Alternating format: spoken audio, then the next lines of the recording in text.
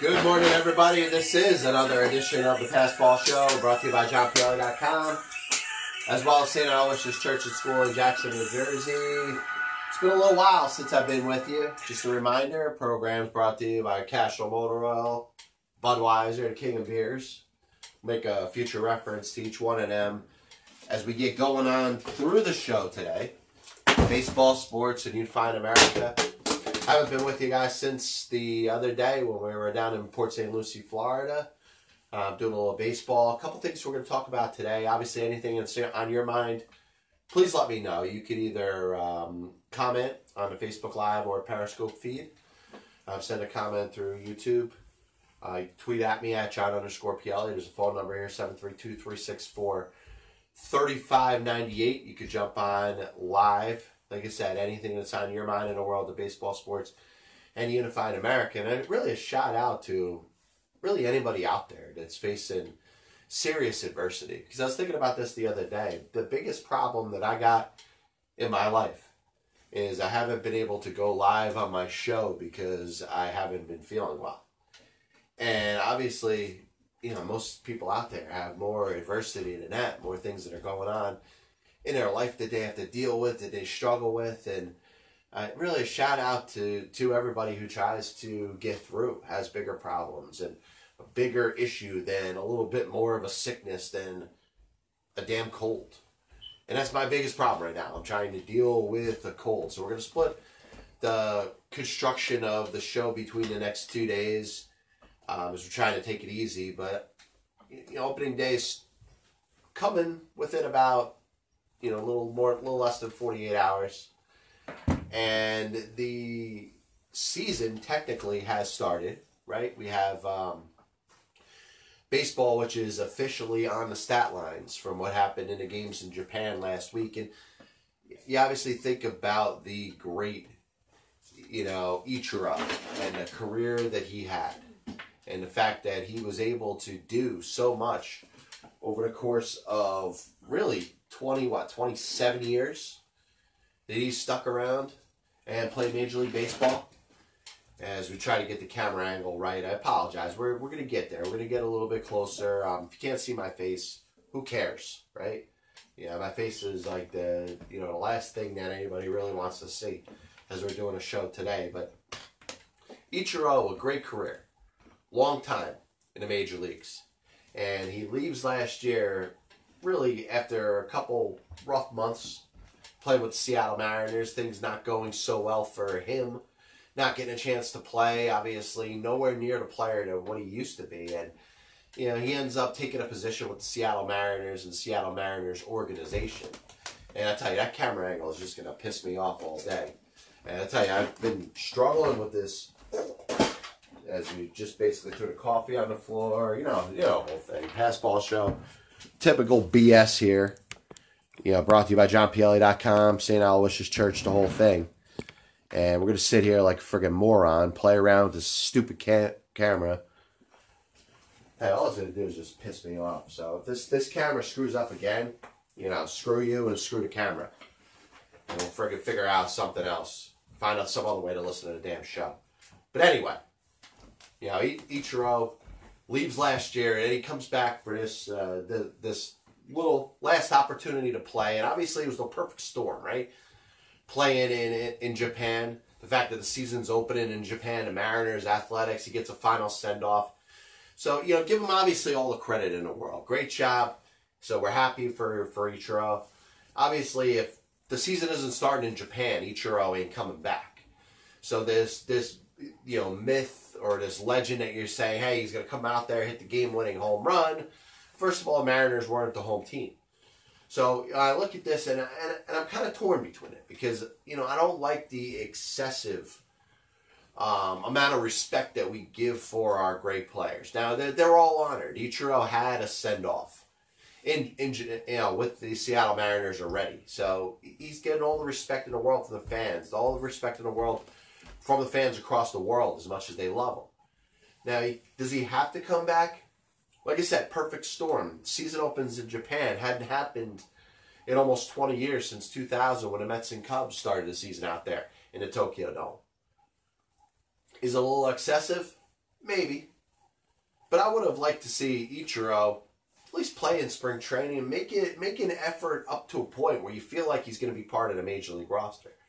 Now, if this was all choreographed or set in stone beforehand and Ichiro is going to play in these 2 games, then retire, maybe keeping Jerry DiPoto, the general manager, and manager Scott Service from having to make a difficult decision in regards to his ability to hold a spot on the 25-man roster, 40-man roster, the whole thing, I get it, but I thought it was a little bit too much. And ESPN, who I thought did a pretty good job with the broadcast, Dave Fleming and Eduardo Perez, I thought did a pretty good job. I was probably one of the few people in America that's actually up at 4 or 5 in the morning getting ready for these baseball games that are going to be live and are going to actually count. I thought they did a good job. I didn't think it was excessive in regards to Ichiro, but once again, ESPN being ESPN, saying, hey, breaking news by our own guy, figured it out that this is going to be Ichiro's last game. Come on. You got to be a little crazy to think that, number one, that's a surprise, and number two, that story doesn't break if it isn't for ESPN. It looks like it's something that was set up a couple weeks ago. Ichiro's going to play a couple games in Japan, sure. He's going to go out on the field and come off the field and get a nice ovation, not just from the people at the Tokyo Dome, but the millions of fans that are watching on television. Obviously, most of them out in the Pacific somewhere. Not many people here in America because, if you're on the East Coast, it's 4 or 5 in the morning. If you're on the West Coast, you're talking about 1, 2, 3 in the morning. But I didn't want to spend a lot of time talking about that. Major League Baseball, we've talked about issues with regards to free agency that have existed for a while, and you obviously see it kind of boiling to a head when it comes to the next collective bargaining agreement. Potential lockout, maybe strike coming in baseball. And I think teams and players alike really want to do everything they can to try to avoid it. And you're really seeing a little bit of a common ground, not in regards to free agency. As you've seen, it's been very divided. Craig Kimbrell still hasn't been signed at this moment. Dallas Keuchel is still out there. There's still a handful of decent Major League caliber players that have not been signed yet. But, what you've seen over the last month and really since November is teams getting together with their important players that they expect to be a centripetal force of their team going forward over the next several years, and coming to an agreement for an extension with them. And obviously Jacob deGrom and the Mets coming to that today. And you wonder how much of it had to do with the Mets and Jacob deGrom wanting to come together and having an agreement, or what has happened over the last several months with other teams and other players. Of course, Mike Trout getting $430 million over, the rest of his baseball career, essentially, with the Los Angeles Angels. Aaron Nola, Luis Severino, Chris Sale, all top pitchers and aces of their respective staffs getting long-term extensions. Alex Bregman, Nolan Arenado at the beginning of the offseason. So you're looking at teams identifying their core or their main players and making sure that they're going to be wearing a uniform of that respective team for a long time. And I think that's a very good thing for baseball, but also a good thing that is counteracting the rift that exists between owners and players when it comes to free agency. Free agency is not what it used to be. It's not a bidding war. You don't get out there and you're on your own and you have a chance to have a ton of teams or a ton of the high revenue teams all bidding on you at one time. It's obviously different. It's changed. It's a different mindset in regards to the organizations.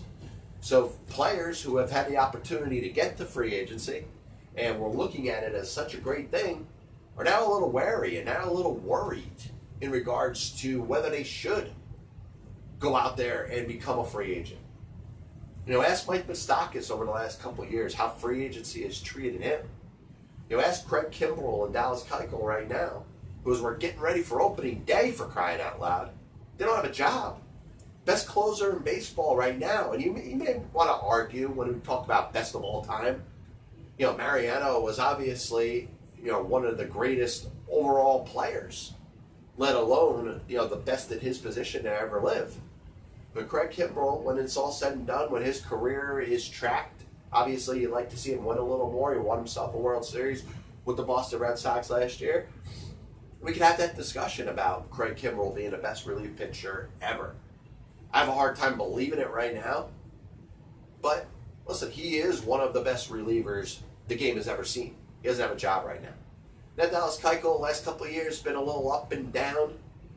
He certainly could be a number 2 or a number 3 for a competitive baseball team right now in Major League Baseball. So I do respect the fact, because we got the last place trophy over here that looks like it's falling down. Great moment in the world of John Pielli, finishing last place on this bowling team. We're going to keep moving on.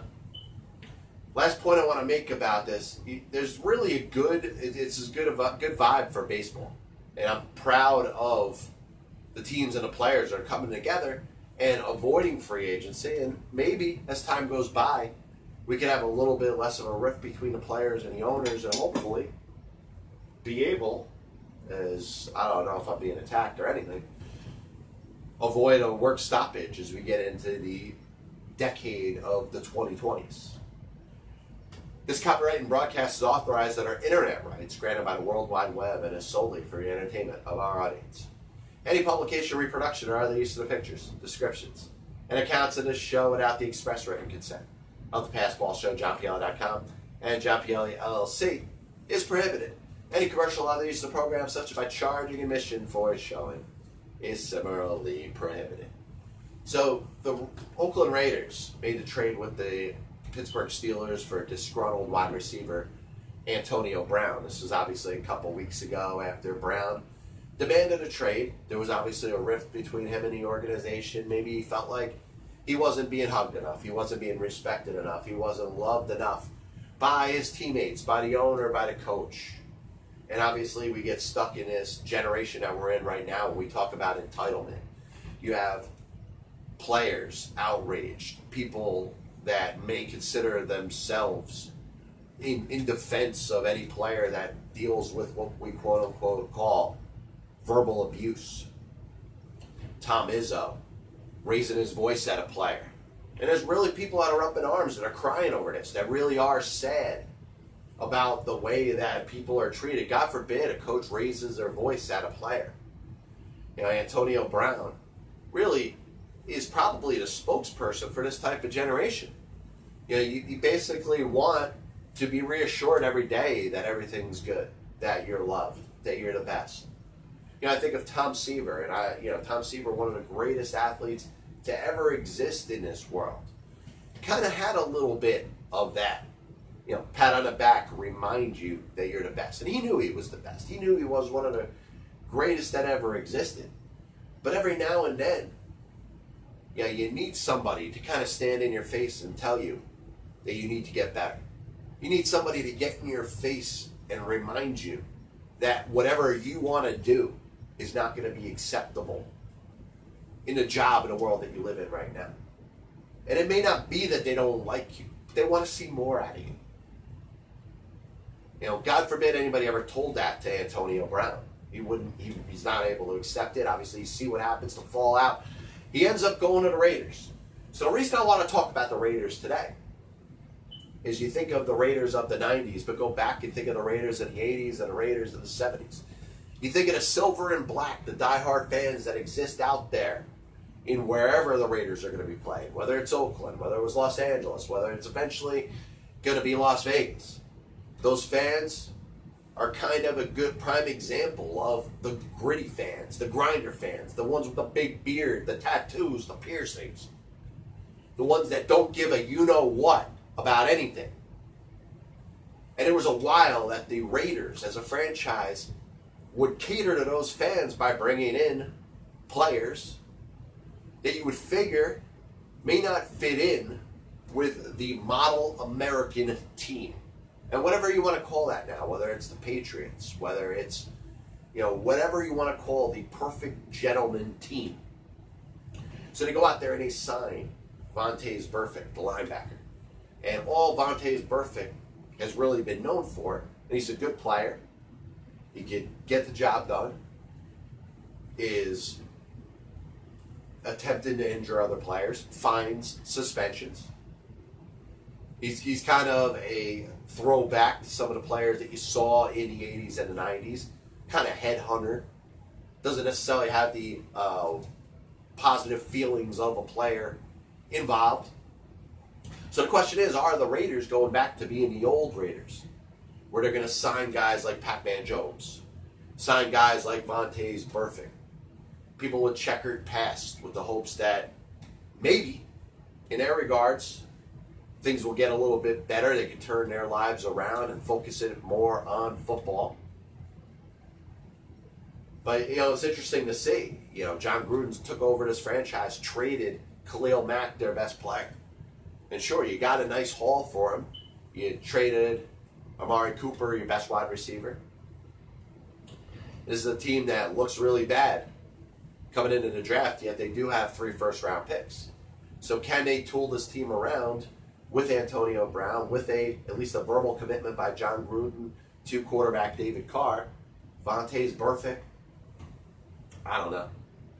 I look at this Raiders team, and I think it's maybe same old Raiders. Now I want to see them hit a couple in regards to this draft. Maybe get a couple impact players that are going to be part of this team going forward. I'm still down on them for the trade of Khalil Mack, but I think this is a team that could be going in the right direction. What's going to judge, or how I'm going to judge it, is going to be based off their draft. This is a famous Budweiser beer. We know of no brand produced by any other brewer that costs so much to brew and age. Our exclusive Beechwood aging produces the taste, the smoothness, and drinkability you'll find in no beer at any cost. So, the last thing I want to talk about, you think about the city of Los Angeles. And it's obviously an important American city.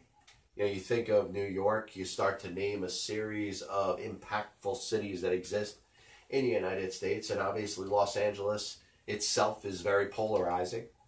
You think of a lot of people that live out there, you think of reasons that people move to California and want to be part of Los Angeles. You think of actors that want to catch their big break. You think of sports teams that have existed since the days of the 1950s there. And obviously you think of, potentially, from coast to coast, maybe an area or a region that could potentially rival well with the city of New York. Now, for those that think that New York and Los Angeles have some sort of rivalry, it couldn't be any more incorrect.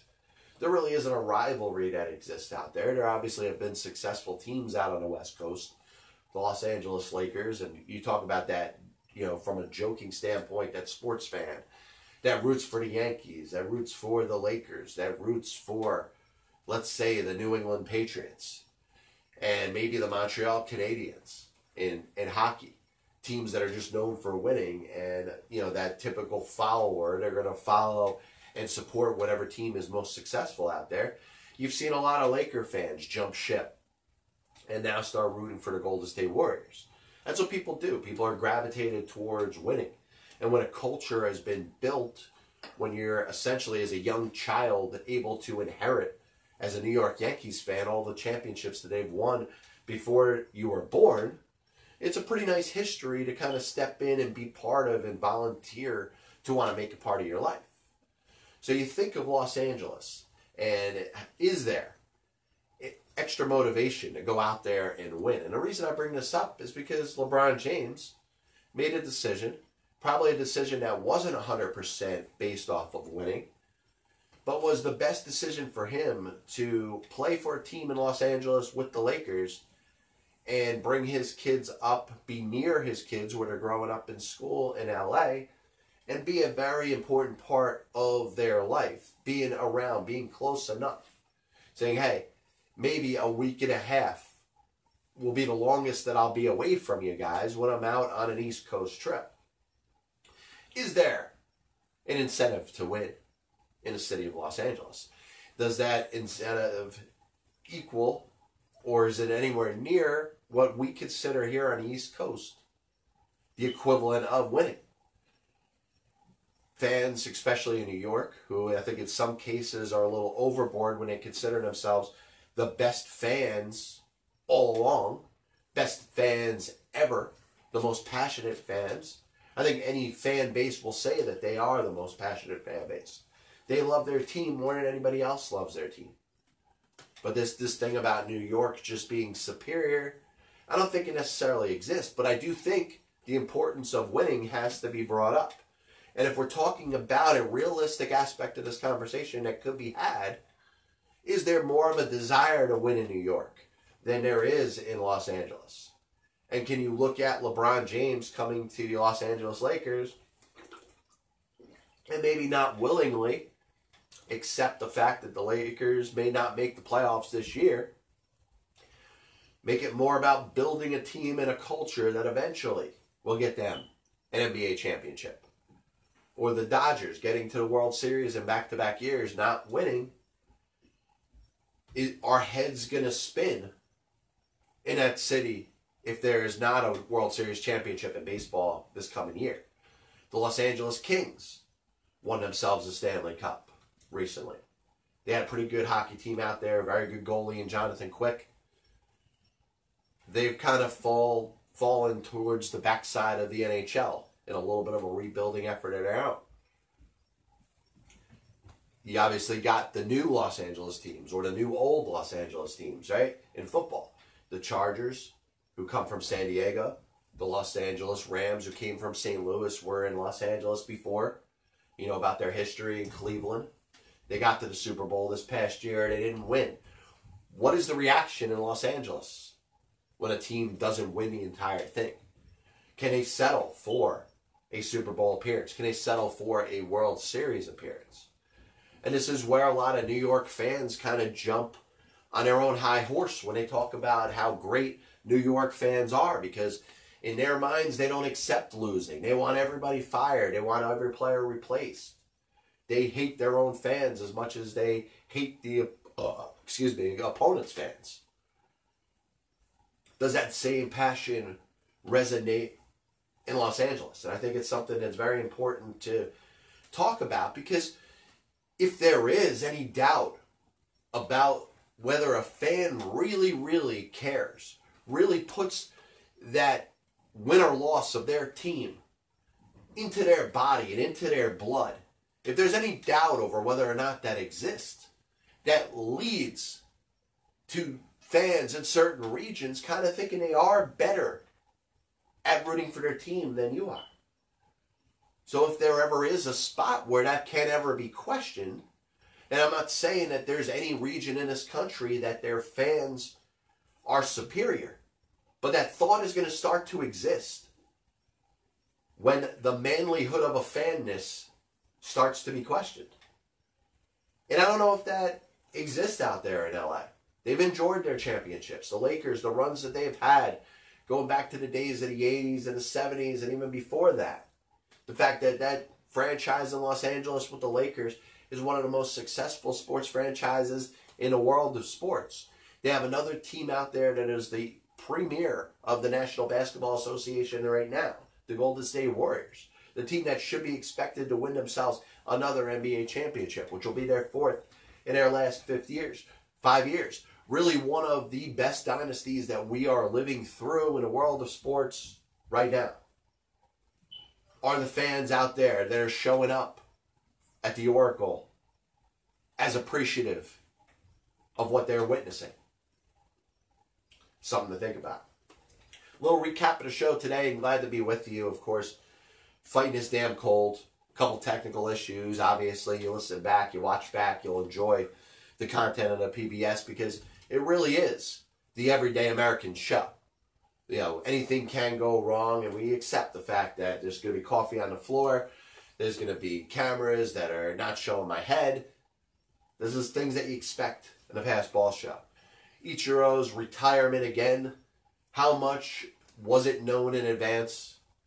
I mean, the fact he's playing in Japan with a season in Major League Baseball starting in Japan. I get how it all comes together, and it's a nice send-off for a wonderful, wonderful baseball player. Perhaps the all-time hit king. Reason to question that obviously is the validity of his hits in Japan. But here's one thing that doesn't get spoken about a lot. Ichiro was essentially forced, essentially had no choice but to start his career in Japan professionally. Now, Shohei Ohtani coming over at the age of 22, 23 to the United States, kind of passing up an opportunity to make a lot more money in Japan.